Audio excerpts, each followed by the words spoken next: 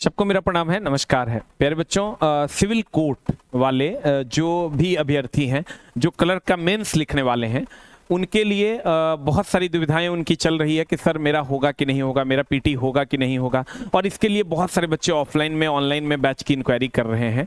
तो पहले तो कुछ डेटा पर बात कर लेते हैं दोस्त मेरे कि आपका रिजल्ट होगा कि नहीं होगा और आपको मेंस की तैयारी करनी है या नहीं करनी है। तो ध्यान दीजिएगा।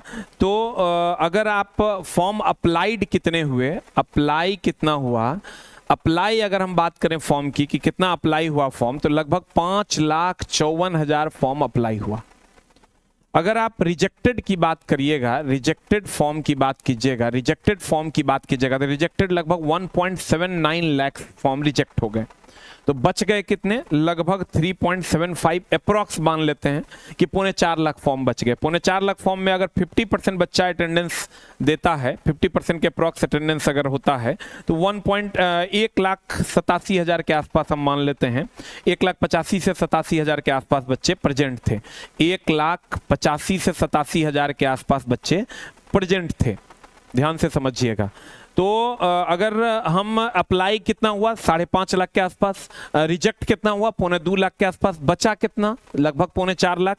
50% बच्चा अगर प्रेजेंट है अप्रॉक्स में मान लेते हैं तो लगभग 2 लाख 50 नहीं चलो 60% मान लेते हैं, तब भी 2 लाख 2.25 लाख बच्चे प्रेजेंट थे। मान लेते हैं 70% प्रेजेंट थे, तब भी 2.25 लाख के अप्रॉक्स बच्चे प्रेजेंट थे। तो दोस्त मेरे अब मामला क्या है कि अगर इसमें हम कट ऑफ की बात करें कि मेरा सर कितना होगा, तो दोस्त कट ऑफ की बात अन्य एग्जाम में तो नहीं किया जा सकता, लेकिन ये चूंकि एक ही एग्जाम है और सीटों की संख्या फिक्स है, तो इसमें अगर हम बात करें कि आपका रिजल्ट होगा या नहीं होगा, तो दोस्त आप ध्यान से समझिएगा।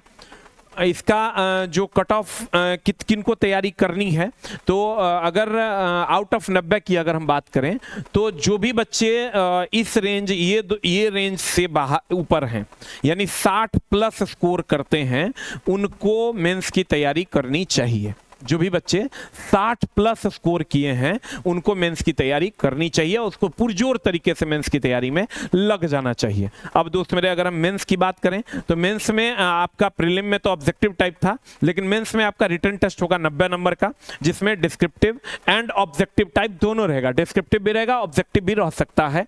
तो और इंटरव्यू आपका 10 नंबर का होगा। टोटल ये 100 नंबर का होगा और इसी पर मेरिट बनेगा, पीटी पर मेरिट आपका नहीं बनेगा। फिर अगर हम आते हैं कि आउट ऑफ 90 में आप अगर 60 प्लस हैं तो आप मेंस की तैयारी करना शुरू कर जाइए यूआर के लिए। उसी तरीके से अगर ओबीसी में जाइएगा तो 2-3 नंबर कम चल जाइए, ईडब्ल्यूएस में 3 नंबर कम चल जाइए 60 से।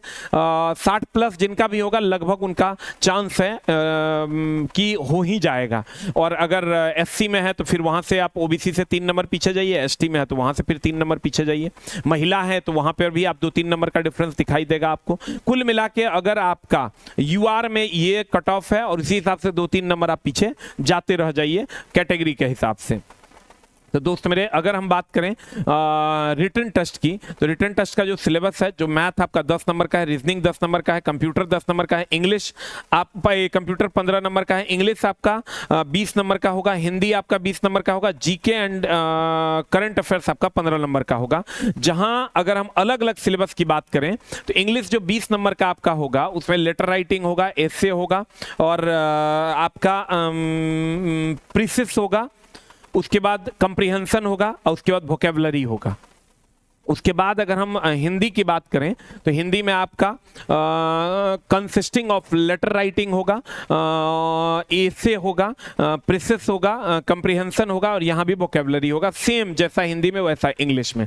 General awareness and current affairs में 15 नंबर का होगा, हिस्ट्री सिविक ज्योग्राफी होगा, उसके बाद आपका एवरीडे का साइंस होगा, उसके बाद कॉन्स्टिट्यूशंस ऑफ इंडिया होगा, उसके बाद लीगल टर्मिनोलॉजीज जो होते हैं वो होगा, जो पॉलिटी से रिलेटेड हो गया।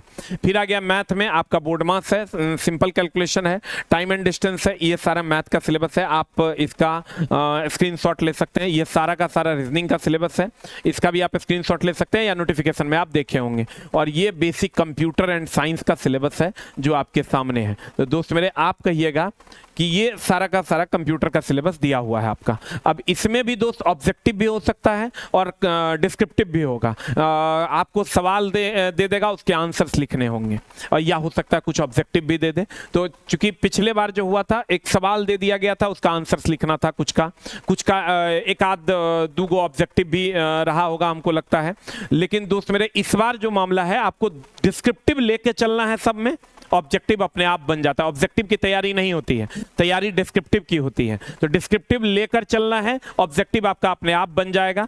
हमारे यहाँ जो हमने इसके लिए चूंकि बहुत ज़्यादा इंक्वायरी था कि सर इसका बैच स्टार्ट कीजिए, बैच स्टार्ट कीजिए, तो हमने ऑनलाइन और ऑफलाइन दोनों में ये बैच स्टार्ट कर दिया है, डिस्क्रिप्टिव मोड में, और वो भी उन टीचर्स के साथ जो पिछला वाला भी पढ़ाए थे, उससे पिछला वाला भी पढ़ाए थे।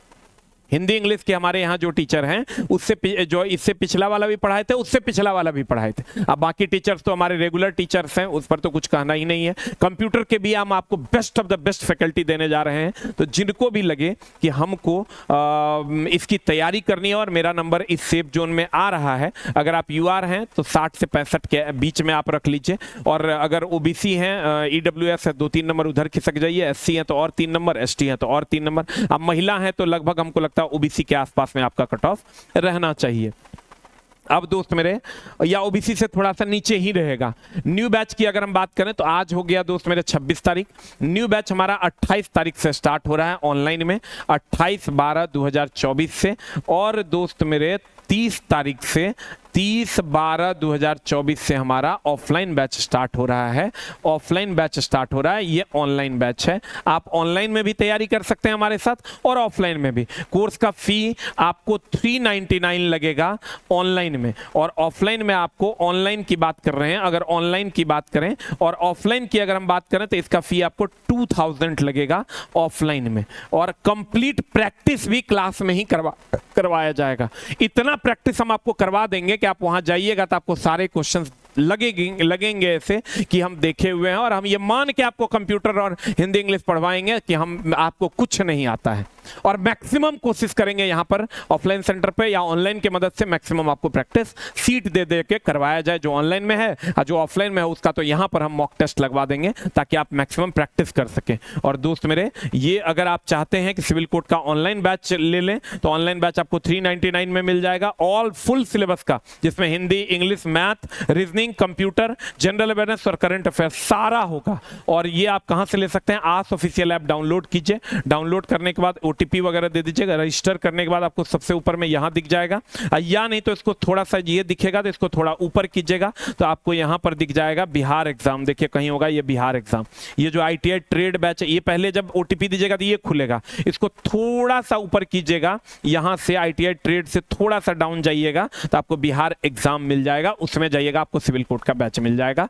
और कोशिश करना है दोस्त मेरे अभी से प्रैक्टिस करने का, अगर आप सिविल कोड में जाना चाहते हैं तो। और हम कोशिश करेंगे कि पढ़ाएं तो पढ़ाएं, प्रैक्टिस मैक्सिमम करवा दें। Thank you very much, love you all, नमस्कार।